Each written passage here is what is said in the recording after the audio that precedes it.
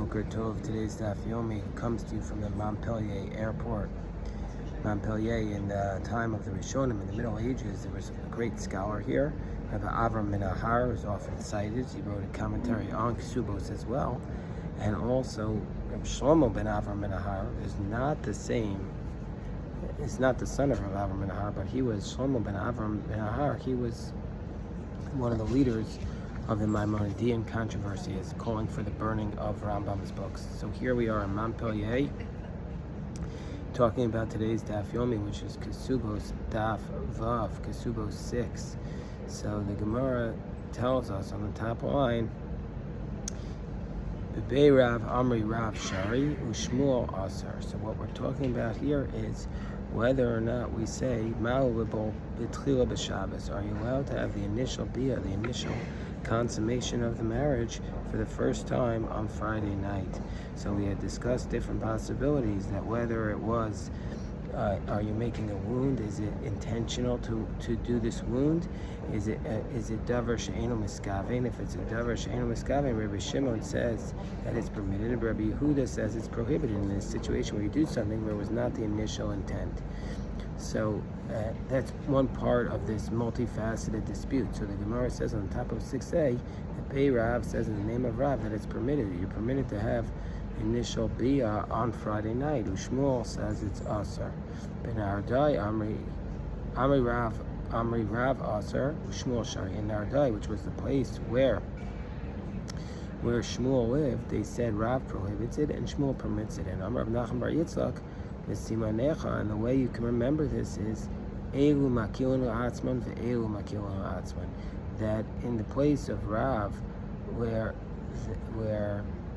his students say it's permitted, and in the place of Shmuel, his students say it's permitted.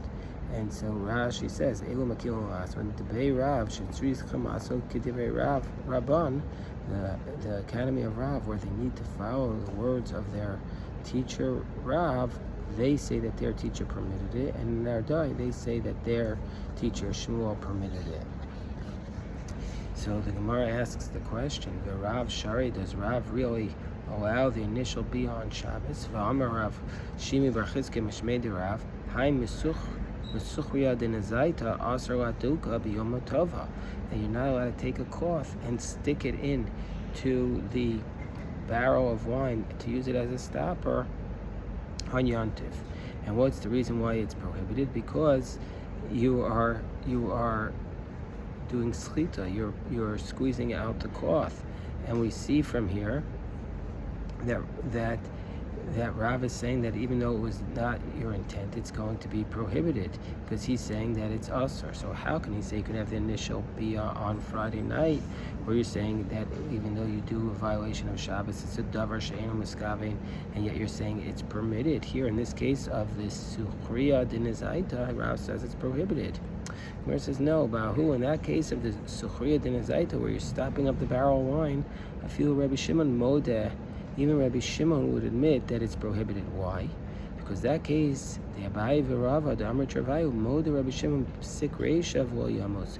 That Abaye and Rava both agree that Rabbi Shimon himself would admit, in a circumstance where it's for sure going to happen, that even though Rabbi Shimon says in general that if you do something and it wasn't your intent for that effect to happen, it's permitted. But in the case where it's a Sik Reisha, where the words literally mean you chop off the head, will not die. So here it's a certainty that this is what's going to happen.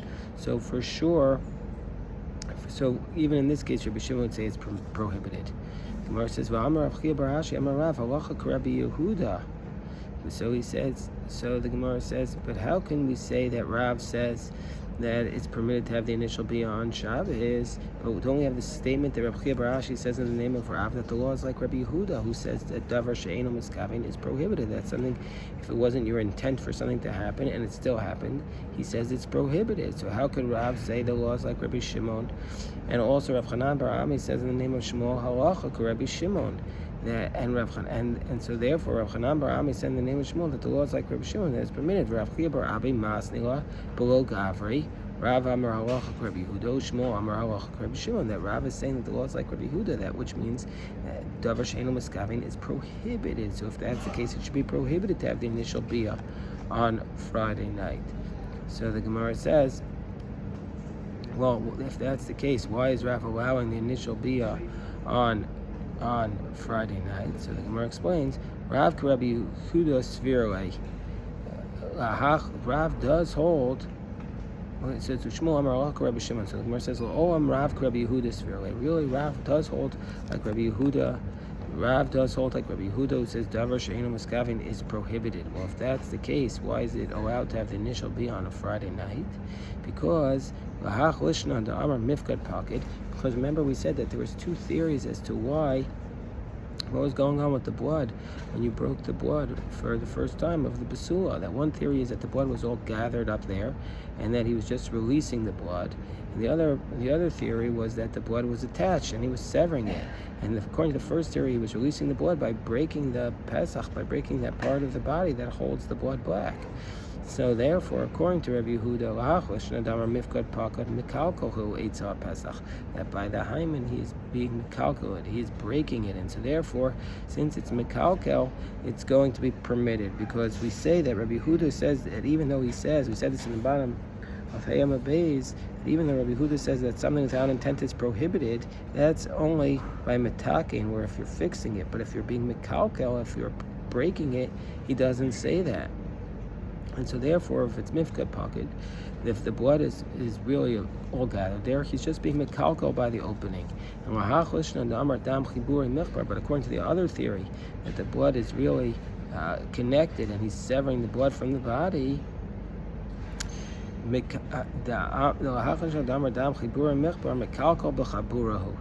is making a kilkel, he is destroying the wound. And therefore Rav holds like Rabbi Yehuda after mekalkel b'chabura lakula, that even though somebody is being mekalkel by a wound, he's going to say it's exempt, because he's holding like Rabbi Yehuda, who says by mekalkel you're exempt. So Masav Rav Chisda, so Rav Chisda challenges this idea. Do we say that Rav says that it's permitted and Shmuel says it's prohibited? Do we want to say that do we really want to say that? Because we have the following brayso. Rav Chisda says, Tinokes shelo igia zman aliros. Let's say you have a young tinokes, you have a young girl who has not yet seen her cycle, shelo igia zman aliros, v'nises, and then she got married. Beis Shammai omrim nos nila arba leilos. Beis Shammai says you give her 4 nights. This comes from Masechet Nida Daf Yud Aleph. What does it mean what do we mean when we say you give her 4 nights? The Rashi explains, Shekol damam shetira bahen machmas tashmish, and all the blood that she sees for the first 4 nights of marriage, since she's not yet come to the time of her life where she's menstruating, we're going to say machaskin lahu b'dam basulim. We assume that it's the blood of basulim and not the blood of the menstruating. So we give her 4 nights. So Basil says, Ad shetichya makat. Basil says, no, we don't just say that assumption for 4 nights. Until the wound is healed, we're going to say that. Higias manaleros, but let's say it came to the 4 nights and she didn't. Let's say it came to the period of time where she was old enough, meaning to say she got married when she was old enough to see. V'nises, and then she got married. Beis Shammai omrim, Beis Shammai's other position, knows the lalayla rishon, that we could assume that it was the dam of basulim, that it's basula blood and not menstrual blood, only on the first night. Basil omrim ad motzei Shabbos. Basil says we could assume it's dam basulim all the way until Saturday night. And we give her An Motzei Shabbos Arba Leilos. We give her 4 nights all the way until Saturday nights. So the Gemara says, my love, these 4 nights that we say, which she has all the way until Motzei Shabbos, what are we talking about? It must be my love, the ilo baal matzah baal. Don't we assume that it means that if they have not yet consummated, they could consummate all the way until Saturday night. They could do the be'ilo gemura that Rashi says they could do complete consummation, and so therefore and we can assume that any blood that comes out is called dam besulin. But anyway, we see from here that you're allowed to have the initial, because they say they could do it all the way until Saturday night. We see that the initial consummation can happen on a Friday night. So how could Shmuel be saying that it's prohibited when we see from here that you could have the initial consummation on a Friday night? So Amarava, Lo bar mishabes. Rabbi says no. It means that you could assume that except for Friday night is not going to be allowed. So Amoy Abai. So Abai says to Rava, what are you talking about? Vaha ad motzi Shabbos, vaha ad motzi Shabbos, arba vaylos katani. It says specifically up until Saturday night with four nights. So, and aren't we talking about how would we have the situation with the exception of Shabbos, because you're getting married on Wednesday, so you have Wednesday, Thursday, Friday, Shabbos. So it includes obviously Friday night, and so therefore, how could you say you have 4 nights if you don't count Friday night? So Gemara says, "El Amar Rava kishabal." So Rava says, no, what we're talking about here is you've already consummated it, and we're saying that even though you've already consummated it, we're going to allow you. We're going to say that we're not going to assume it's dam nida. So Gemara says, so if that's the case, so that the whole purpose of us giving this ruling is to tell us that the blood of the Basulim is not called the blood of Nida and it's permitted. If that's the case, why does it say specifically until Saturday night? It could just say we give her 4 nights. Why specifically Saturday night? It must be that it's to tell us that Friday night is permitted. So the Gemara says, Kishabah, my kamashmon. Why is it even telling us this idea? The Gemara says, no, kamashmon, the shari mivo b'Shabbos. No, it's telling us that it must be that it's telling us that you could have the initial consummation on a Friday night, Kiddush Shmuel. But it's telling us, like Shmuel, the Amar Shmuel, Pirtza Dechuka, that if you have like a breach in a wall and it's a very tight breach, Mutar Likanis b'Shabbos, you're allowed to go into that breach on Shabbos, Afal Pisha Meishir Tzoros, even though you're going to remove some pebbles, and meaning to say that the breach is so tight that when you open it, for sure it's going to break some stuff. And so too here also, even though you're going to do a little bit of damage, we're not going to say it's prohibited that you're making this wound, because it was initially already consummated before, and this is just a little bit, so we're going to say it's permitted. So again, Rav Yosef challenges this. How can we say that you're allowed to have how can we say that it's prohibited to have the consummation on Friday night, the initial consummation? Maser Rav Yosef, we learned in Braisa in Mesechas Brachos, we learn Chasam Pater Mikriya Shema Laila Arishon Ad Motzei Shabbos, that the Chassan, a groom, is going to be exempt from reciting the Shema from the first night all the way on through Saturday night in Lo Asamais. Meaning, as long as the Chassan is not yet consummated the marriage, he's going to be exempt all the way from the first night of the marriage all the way on through Saturday night, as long as he hasn't consummated. So we see from here that he obviously is allowed to do it to consummate for the first time on Friday night. My love. What's the reason why the Chassan is exempt from reciting the Shema, from the obligation to recite the Shema? Isn't it because he's so preoccupied with the mitzvah of consummating, and so therefore he's going to be mitzvah. He's so preoccupied with having to do the mitzvah, so therefore we're going to say he's exempt on Friday night because he's going to be exempt in the mitzvah. And so we have a concept that says Rashi, osik b'mitzvah, patur mitzvah. One who's involved in a mitzvah is exempt from the mitzvah. And so therefore for this reason, he's going to be exempt on Friday night. And we see from here that Friday night, you're supposed to consummate the marriage for the first time. And so there's a question on those who say it's not allowed. So the Gemara explains, so the Gemara says that Abai responds, no. Why we say he's exempt from reciting the Shema? Says Abai, whoa, the Torah de Lobal, he's preoccupied that he is not yet consummated because he's so upset, he's in such distress. Rashi says, mitzvah, he's so upset that he's not yet consummated. For this reason, we're going to say that he's going to be exempt from the mitzvah of Shema. So the Gemara says, well, you mean to say that just because you're preoccupied and you're upset that you're going to be exempt from a mitzvah?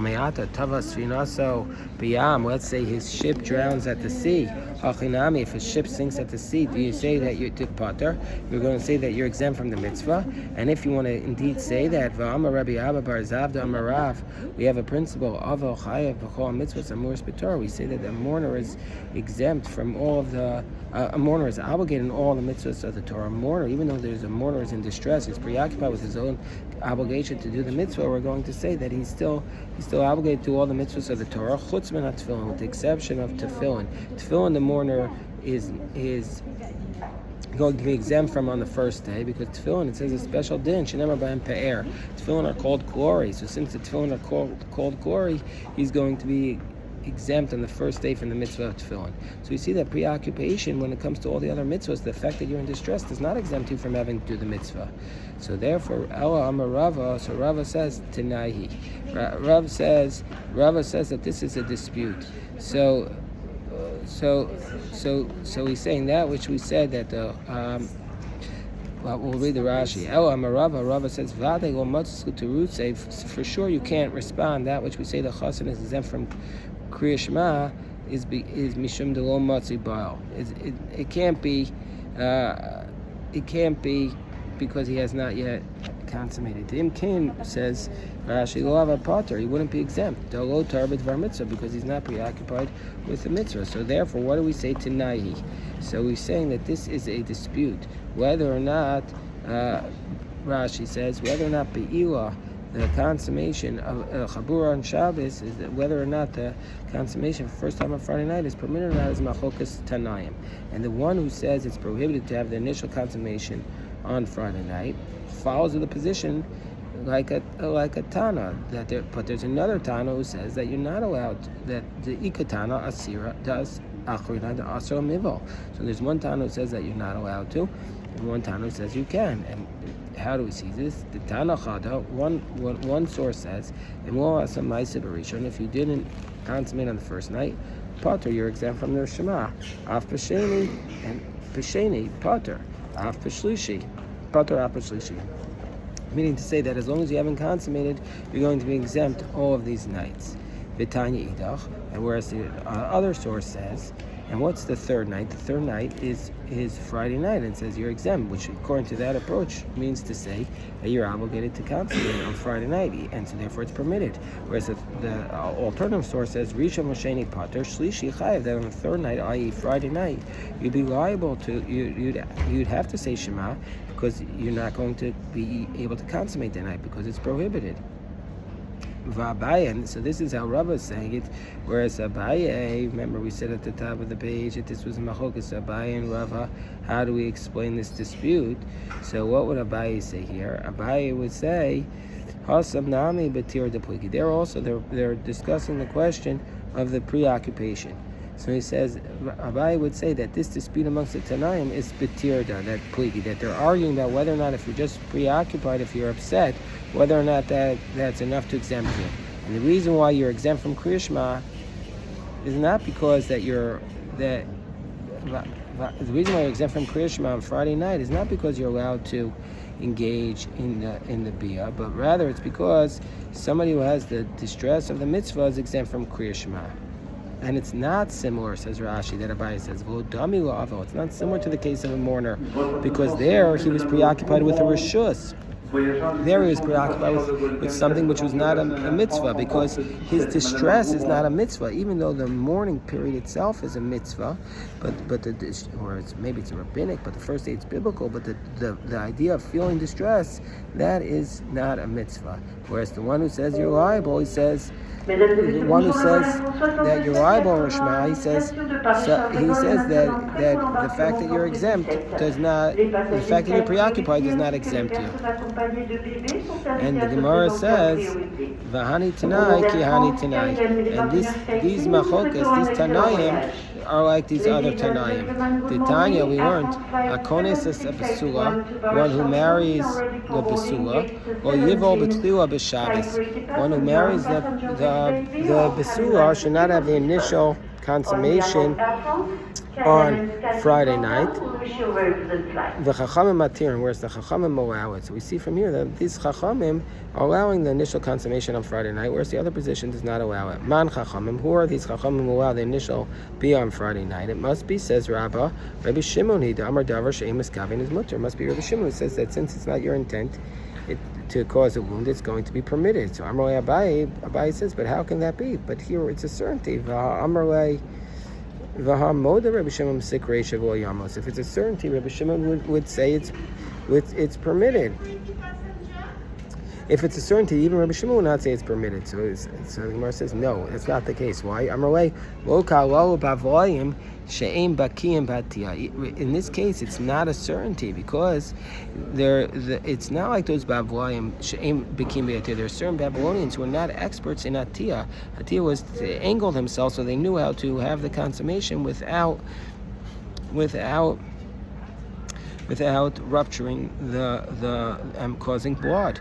So these people are experts, and so therefore they know how to consummate without making blood. The Gemara says, Im Kain, if that's the case, Torah Lama, if he's such an expert, why are we saying that he's exempt from Kriya Shema? Because he's preoccupied. He's not. He shouldn't be preoccupied. He knows what he's doing. The Gemara says, well, she'eno baki. Well, that's for the person who's not an expert. So the Gemara says, what do you mean? Yomri baki mutter she'eno baki asr. So let them say that the one who's an expert should be allowed to engage in on Friday night, and the one who's not should not be allowed. So the Gemara says, no. Well, he would say is rov biki and hin. Most of them are experts, and so therefore they can consummate on Friday night. So why do we need people if the guy knows how to have the relationship on Friday night without making a wound? Why do we need other people to accompany him to make sure that there's no blood? As Rashi says, since there are people who are experts and they know how to have the bia without consummating, without any blood, they know how to have the bia without any blood. That's which we're going to say on Daf Yud Beis, that they used to have two shushvinim, two friends, one for him and one for her, to make sure that they won't do any trickery with their claims. But if they know how to consummate without rupturing it, what do these shushvinim help? And also, mapalama, what is the sheets help? They know how to consummate without causing blood. Amrulay, and we're saying no. Hasam shema yira v'yovid. We're worried. Let's say there will be blood, and then they will destroy it. So Masav Rabbi Ami challenges this again. Hamafis morsa b'Shabbos. Somebody who opens up a lance on Shabbos, a boil. Imla sosla peh. If its intent was to make an opening, meaning to say he's trying to fix it, and so that he makes something. He's mitakim petach. He's fixing the boil. Then he's going to be liable for building, for boneh. But if it's just to let it ooze out, then he's going to be exempt. And so we see from here that, and Raj says this in the case of potter is where it's mutter lechatchila. You're allowed to do it lechatchila on Shabbos. So therefore, if that's the case, why are you allowed to cause this blood to go out if you just want it to go out? So the Gemara says, Hasam paket va'akir. No, there, even though the blood was gathered in, it was already severed. Hacha paket v'lo akir. So here in this case, in our case, it was by the Dam Basuin, it was all gathered up, but it still had not been moved completely. It was in the walls, and so therefore it's not like the other case, and so therefore, according to this opinion, it would still be prohibited to make the wound.